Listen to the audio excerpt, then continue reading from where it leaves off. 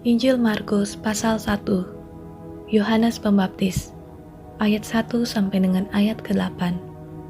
Inilah permulaan Injil tentang Yesus Kristus, Anak Tuhan, seperti ada tertulis dalam kitab Nabi Yesaya.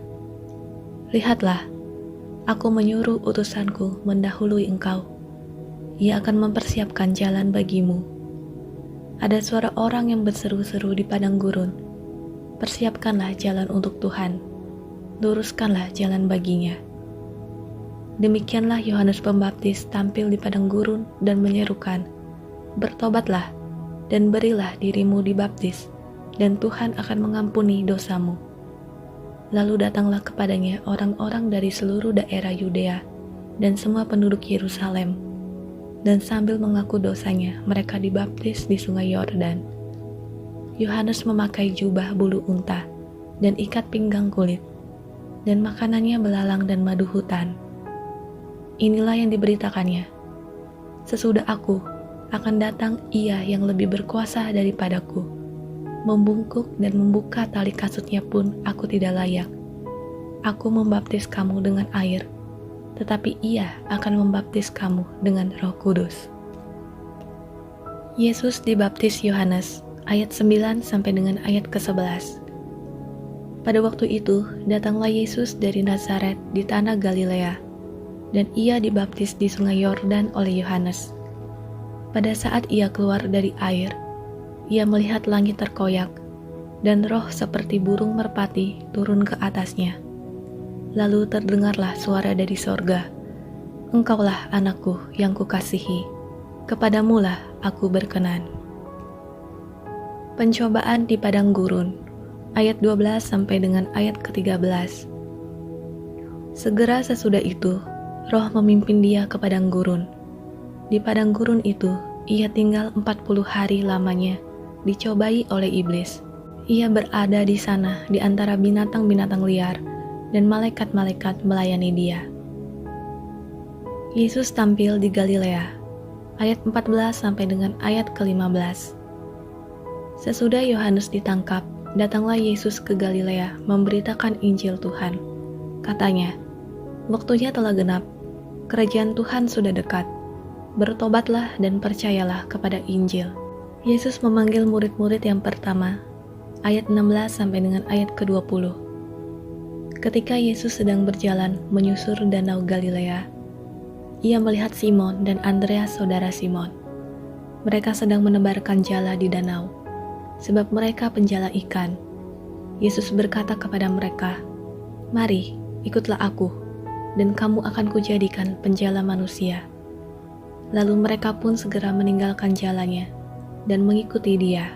Dan setelah Yesus meneruskan perjalanannya sedikit lagi, dilihatnya Yakobus anak Zebedeus dan Yohanes saudaranya sedang membereskan jala di dalam perahu. Yesus segera memanggil mereka, dan mereka meninggalkan ayahnya, Zebedeus, di dalam perahu bersama orang-orang upahannya, lalu mengikuti dia. Yesus dalam rumah ibadat di Kapernaum, ayat 21 sampai dengan ayat ke-28. Mereka tiba di Kapernaum. Setelah hari Sabat mulai, Yesus segera masuk ke dalam rumah ibadat dan mengajar. Mereka takjub mendengar pengajarannya, sebab ia mengajar mereka sebagai orang yang berkuasa, tidak seperti ahli-ahli Taurat. Pada waktu itu, di dalam rumah ibadat itu ada seorang yang kerasukan roh jahat. Orang itu berteriak, "Apa urusanmu dengan kami, hai Yesus orang Nazaret? Engkau datang hendak membinasakan kami. Aku tahu siapa engkau, yang kudus dari Tuhan." Tetapi Yesus menghardiknya, katanya, "Diam, keluarlah daripadanya." Roh jahat itu menggoncang-goncang orang itu, dan sambil menjerit dengan suara nyaring, ia keluar daripadanya. Mereka semua takjub, sehingga mereka memperbincangkannya, katanya, "Apa ini? Suatu ajaran baru, ia berkata-kata dengan kuasa." Roh-roh jahat pun diperintahkannya, dan mereka taat kepadanya. Lalu tersebarlah dengan cepat kabar tentang dia ke segala penjuru di seluruh Galilea. Yesus menyembuhkan ibu mertua Petrus dan orang-orang lain. Ayat 29 sampai dengan ayat ke-34. Sekeluarnya dari rumah ibadat itu, Yesus dengan Yakobus dan Yohanes pergi ke rumah Simon dan Andreas. Ibu mertua Simon terbaring karena sakit demam. Mereka segera memberitahukan keadaannya kepada Yesus. Ia pergi ke tempat perempuan itu, dan sambil memegang tangannya, ia membangunkan dia, lalu lenyaplah demamnya. Kemudian perempuan itu melayani mereka. Menjelang malam, sesudah matahari terbenam, dibawalah kepada Yesus semua orang yang menderita sakit dan yang kerasukan setan. Maka berkerumunlah seluruh penduduk kota itu di depan pintu. Ia menyembuhkan banyak orang yang menderita bermacam-macam penyakit dan mengusir banyak setan. Ia tidak memperbolehkan setan-setan itu berbicara, sebab mereka mengenal Dia. Yesus mengajar di kota-kota lain. Ayat 35 sampai dengan ayat ke-39. Pagi-pagi benar, waktu hari masih gelap, ia bangun dan pergi keluar. Ia pergi ke tempat yang sunyi dan berdoa di sana. Tetapi Simon dan kawan-kawannya menyusul dia. Waktu menemukan dia, mereka berkata, "Semua orang mencari engkau."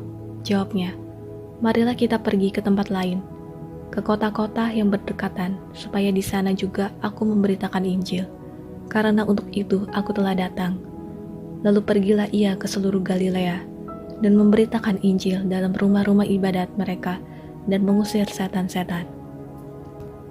Yesus menyembuhkan seorang yang sakit kusta. Ayat 40 sampai dengan ayat ke-45.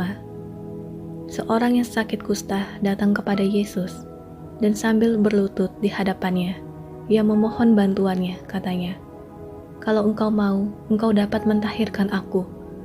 Maka tergeraklah hatinya oleh belas kasihan.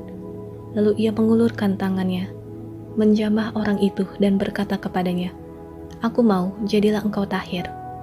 Seketika itu juga lenyaplah penyakit kusta orang itu, dan ia menjadi tahir. Segera ia menyuruh orang itu pergi dengan peringatan keras. "Ingatlah, janganlah engkau memberitahukan apa-apa tentang hal ini kepada siapapun, tetapi pergilah, perlihatkanlah dirimu kepada para imam, dan persembahkanlah untuk pentahiranmu persembahan yang diperintahkan oleh Musa, sebagai bukti bagi mereka." Tetapi orang itu pergi memberitakan peristiwa itu dan menyebarkannya kemana-mana, sehingga Yesus tidak dapat lagi terang-terangan masuk ke dalam kota. Ia tinggal di luar di tempat-tempat yang sepi, namun orang terus juga datang kepadanya dari segala penjuru.